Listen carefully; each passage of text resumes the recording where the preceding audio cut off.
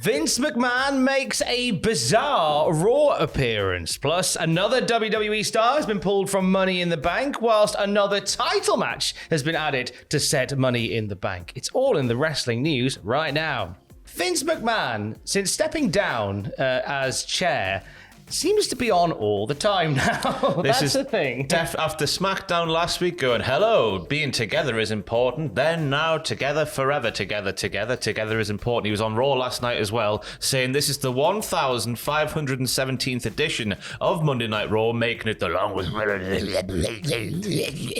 Direct quote there from Vince. And he said John Cena's coming next week, which you already knew. So it was a wonderfully poignant appearance from Vince McMahon on last night's Raw, and one that is clearly just saying, it's business as usual. I don't care about your investigation. I'm Vince McMahon. Yeah, to paraphrase Hyacinth the Bouquet, he's keeping up appearances at the moment by making sure that he is on the programming every week. I think this is just kind of what Vince is now going to do. We're going to see more of him now than we did when things were relatively normal. And it'll just be as confusing and as inconsequential as last night and SmackDown was, because he's not done anything of any worth, has he? He's just appeared just to go, hello, shareholders and people who might want to oust me because of this investigation. It's business as usual. You're not going to take me down. Yeah, except that is still very much happening behind the scenes, but you wouldn't know it to see Vince. And you wouldn't know it if you saw Vince backstage as well, because Fightful Select are reporting that, like on SmackDown, Vince McMahon is in fine fettle going about his business behind the scenes. He was in jolly form in front of camera. He jumped down the steps. There's a wonderful screen grab from a Twitter account called B. Haremza. Brian Haremza. Hi, Brian. Where Vince appears to be puppet-like in his appearance now. He looks like one of the lads from NSYNC during that music video. Bye, bye, bye. Bye, bye. But yeah, he seemed to be getting a bit like Batista at WrestleMania 35 as he was getting out the ring while Batista was getting in the ring. And he just thought, bollocks to it. We'll jump down a couple of stairs at the end. To be fair to the man, I saw him do it. He sent Pat McAfee a video where he was like doing that machine where you tie the thing around your waist and then like bend your legs and then put your legs straight. I go to the gym, Tom. £1,000 was on that thing at 76 years of age, so it's clear those quads have been surgically reattached wonderfully well. I like the idea that he's sending things like that to Pat McAfee. Just going, look at what I'm doing. See you. Look how much I can lift. That was the story. Just look at the size of my... No. Well, despite what's going on, Vince McMahon seems in good form. It's still a little bit fraught as we go into Money in the Bank, a show originally meant to come out of the Allegiant Stadium featuring Roman Reigns, Brock Lesnar, etc. It's now at the MGM Grand. Roman Reigns is off the card. Cody Rhodes and Rhea Ripley were front and center for some of the advertising. Cody Rhodes is off the card. And now Rhea Ripley's off the card as well. Yeah, Bianca Belair made the announcement in the opening segment to last night's Raw, and instead we had a big bloody match, didn't we, Tom, to find a new number one contender for Bianca Belair. Could you run us through the options, please, Tom, as to who could have faced Bianca Belair at the pay-per-view? Choose your character. Alexa Bliss, Becky Lynch, Asuka, Liv Morgan, Carmella. You'll never guess who won. You'll never guess who won. On one side of the ladies' card, we have Natalya challenging Ronda Rousey. The most uninspiring of all the picks it could have been in that multi-woman match to get a number one contender for Ronda Rousey. And God bless her, I'm a big fan of this lady. But here in 2022, and of all those names Tom's just mentioned there, Carmella is surely the least inspiring and clear as day that we're just going to sort of get through Money in the Bank before having a big piss up at SummerSlam. Carmella once again, bless her, finds herself in the position as sort of like the understudy for a Bianca Belair feud. We're back where we were a year ago. Now, yeah, it was, as you said, Ross, it was Bianca Belair that announced that Rhea Ripley wouldn't be cleared to compete. We don't know at time of recording what has led to Rhea Ripley being taken out of action, especially one that they know won't see her well by a week on Sunday. Yeah. So we send her best wishes with that one. But it's another shot to the card for Money in the Bank, which is a shame because I think Ripley was probably on form to, if not win, then at least go into a long feud with Belair. Yeah. starting at Money in the Bank. I hope it doesn't derail that too much. Yeah, you seem to come back to this at SummerSlam. Maybe I'm just going to speculate off the top of my head here because that's what we do best here on YouTube, isn't it? Just recklessly speculate.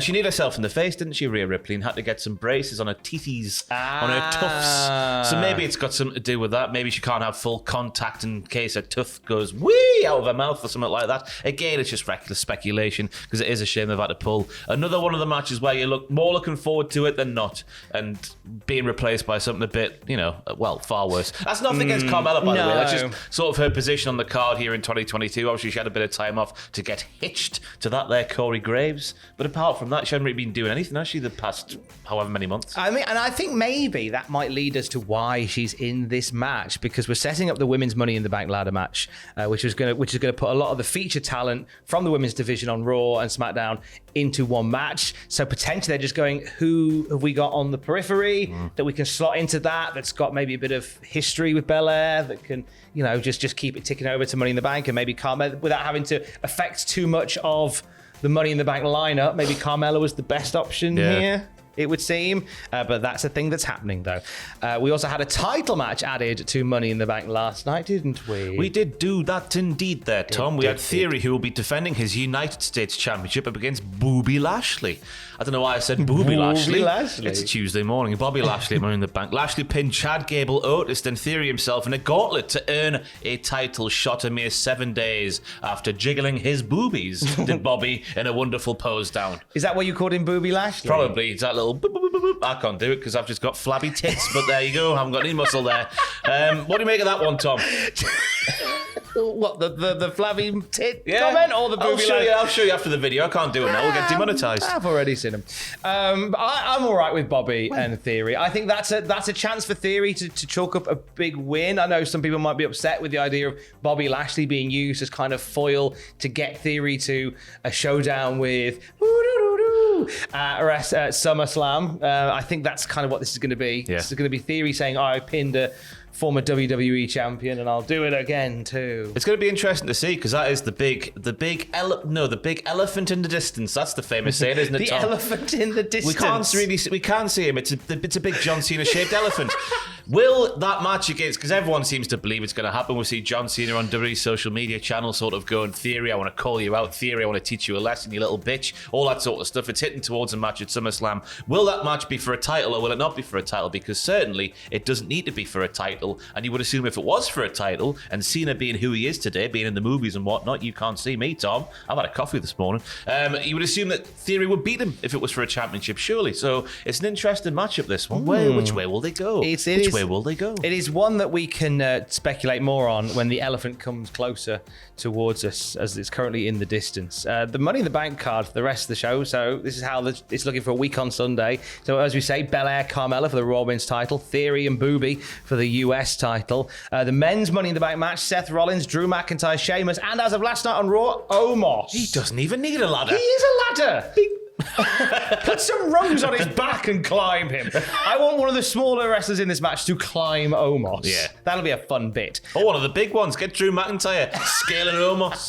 Fantastic. Oh, the women's Money in the Bank match will feature Lacey Evans, Alexa Bliss, Liv Morgan, and as of last night on Raw as well, Asuka punching her ticket into that match as well.